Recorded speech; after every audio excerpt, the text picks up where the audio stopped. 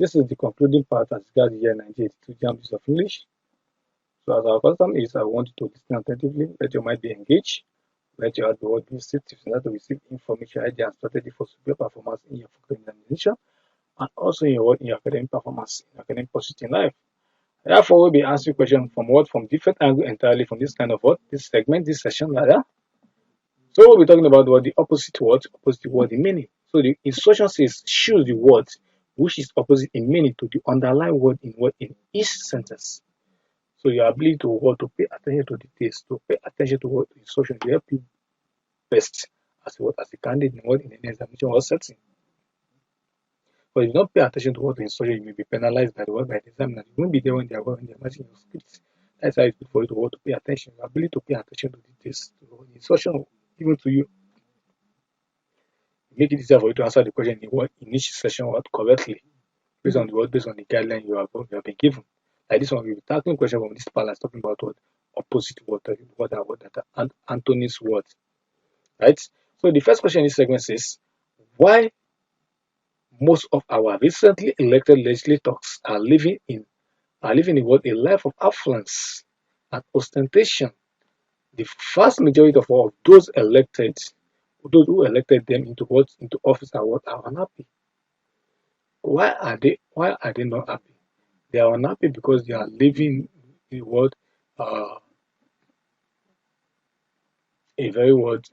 life that is not encouraging,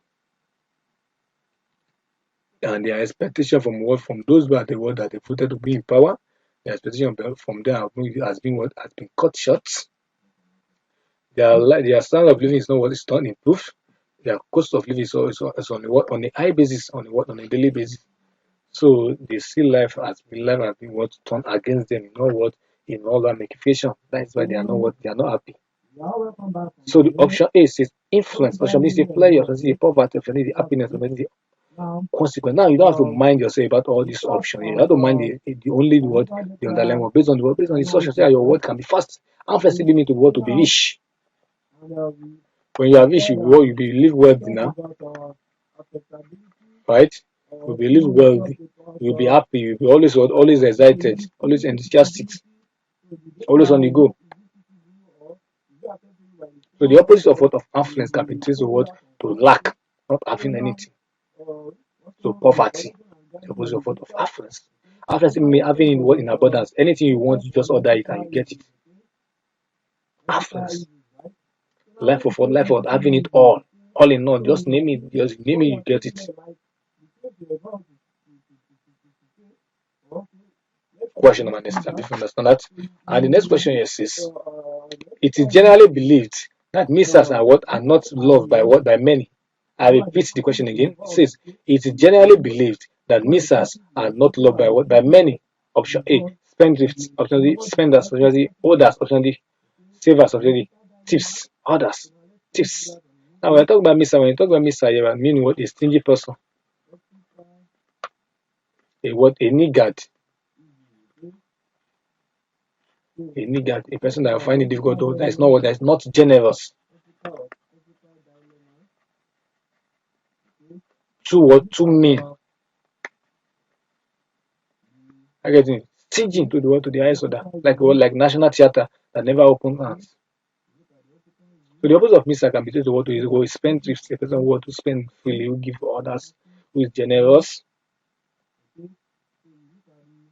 I get it. An open-minded person, an open-handed person who give freely with excitement. A liberal man. Question number next. You understand that? And the next question is, my brother primary school foundation was solid, and this affected is secondary education. Option A sound, option B solid, option D shaking, option D weak, option D unvented. When something solid and something strong, and the opposite of something means something vulnerable. Something is vulnerable is known as something that is very weak, which means option D is our best answer. Question number next. You understand that? Don't forget we are seeing another question under Anthony's talking about that opposite in meaning. And the next question here is going to be the last. It says politicians and holders of political appointments or political offices are generally assumed to be cunning. When they be cunning, they are too decisive. They are not man of their word. They are not trustworthy. They are not the man of word of integrity. They are not honest. Option A, kind. Option B, straightforward. Option C, generous. Option D, even handed. Option B, sly. Con is the person that deceives a lot. I get it. A person that is not not a man of word of his words, that lies a lot. So the opposite of it can be me what a straightforward person. The opposite of people that lie, a man of word that lack integrity can be what a straightforward person. A straightforward an honest person. A reality person. So option B is the person. It's just over. We have come to the end of this segment. Thank you for listening. Thank you for your excellent. Thank you for your cooperation. And I wish you nothing but success all through your for the Goodbye and good luck. See you in the next class.